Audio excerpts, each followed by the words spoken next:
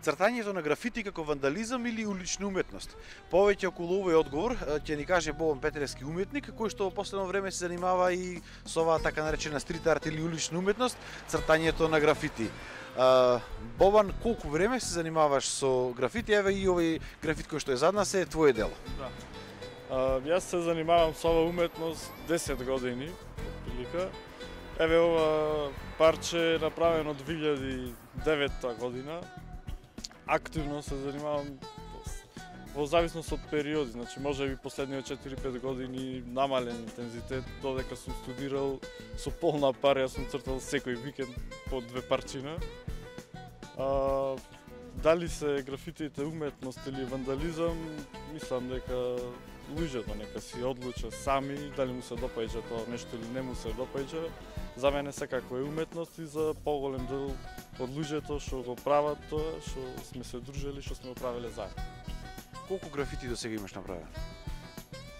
Точна бројка не можам да потврдам, ама не се помалку од 50-60, не се повеќе од 100 парче.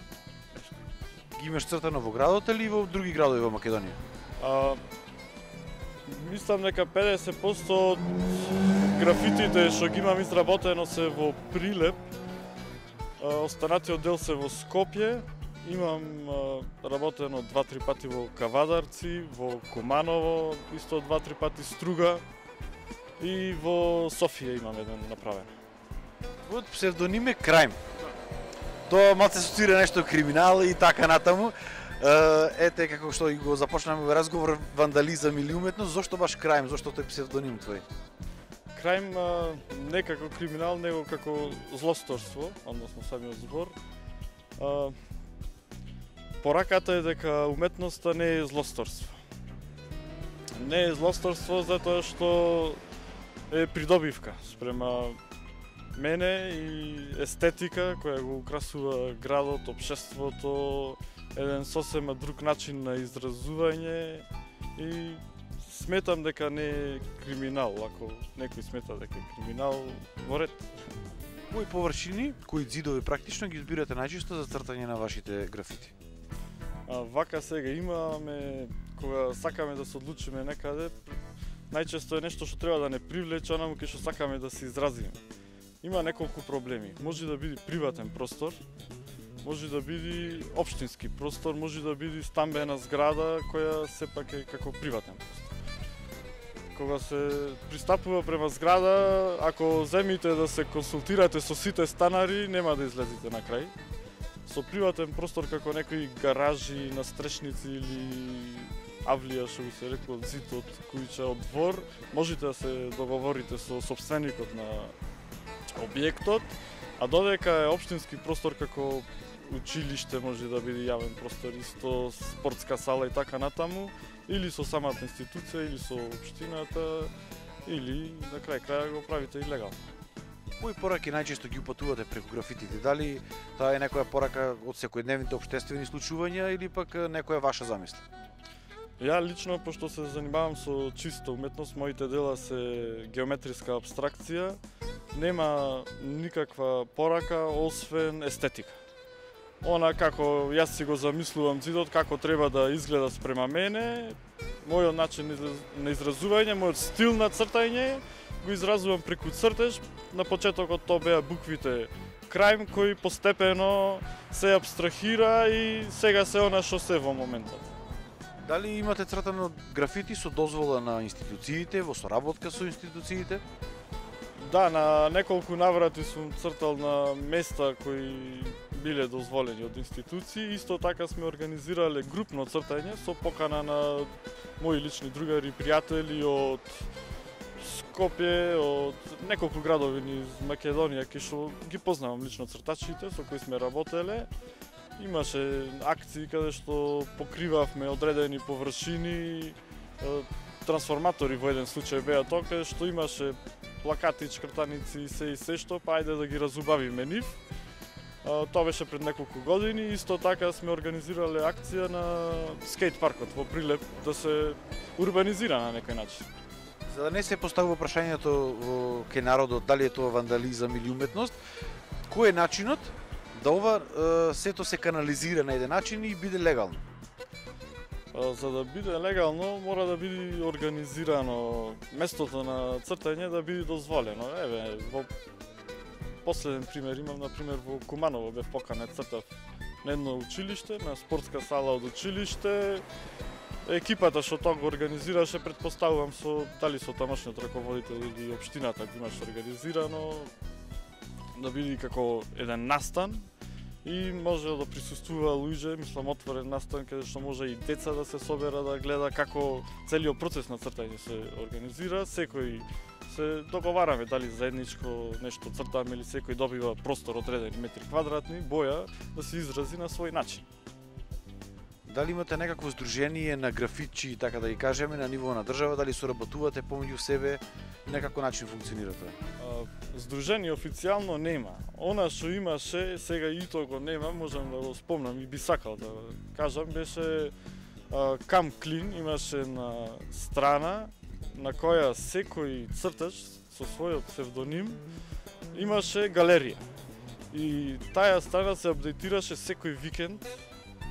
Еден од цртачите, другарите наши ја држеше страната, кај што може и нови деца, нови цртачи, нови ликови да се аплицира во секое време, слободно, со своји дела, да му се отвори галерија, кога ќе направат повеќе работи и ние таму можевме во секој викенд да видиме кој што има нацртано, локациите од прилика како ги препознаеме, немаше наведено. Но битно беа цртежите, имаше надпреварувачки дух и се мотивираа луѓето едноставно да цртаат. За жал сега таа страна од неколку години не постои, пријателот се откажа, он не занемаше време, едноставно приватни обврски. Така да сега, добро, сега има други социјални мрежи, сепак се најдуваме, се знаеме, има нови цртачи. Можам да ја потврдам бројката од прилика, секогаш се движел на ниво на Македонија активни цртачи, биле од 20 до 30. Така беше и јас ко почнав, така нешто и сега се состојуваат.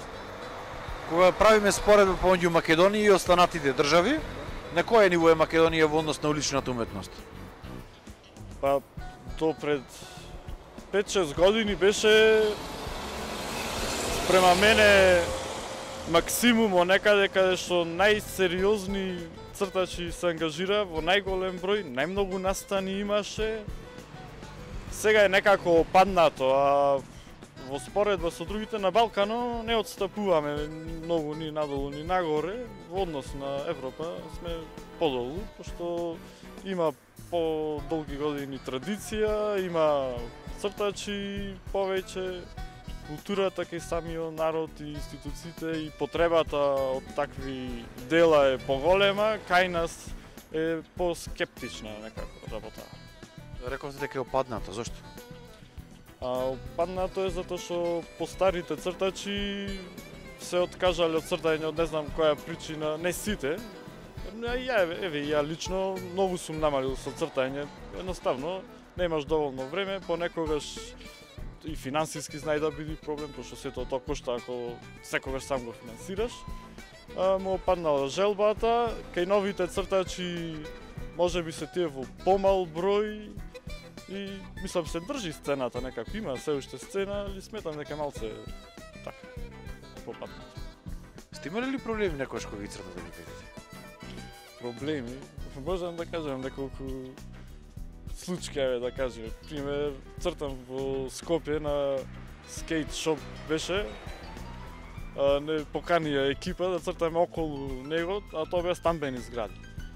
Беше сепак легализирано на некој начин, ама имаше некои, претпоставувам, баба и дедо пензионери од 6-ти спрат што смета дека правиме нешто што не треба да правиме, па не потурија со една кофа ладна вода, да кажеме. Друго, си има случајно со полиција сме имале проблеми. Ајде, то, мислам, ова сега не сме го правеле брзо, правиме муавет кога сме биле ко деца, пошто и сме цртале на вечер, да дојдат, не знам, лични карти, ова зашто се прави, како се прави, че ти ги зема спреовите. Поголеми санкции немало, имал другари вака мој лично, имале од овие што се општествено и работи, како ги викаат, да ги зема една недела да чиста улица или нешто такви работи, да не му пишат казни, пошто со закон е регулирано. Мислам дека од 50 евра до, не знам, 400 евра, зависи од објект. И покрај себе, за крај уличната уметност, забранета или не забранета, таа ќе продолжи. Која е твојата порака како уметник? Мојата порака е секој што наумил да си се изрази како уметник, како стрит артист, слободно да си излези, да си црта онаму кај што смета дека ќе направи нештото да биде подобро и се надевам нема да има проблеми, ги охрабрувам сите. Сега, ако некој излегува со намера само да направи штета, подобро да не излегува воопшто. Ви благодарам на разговорот. Благодарам и јас.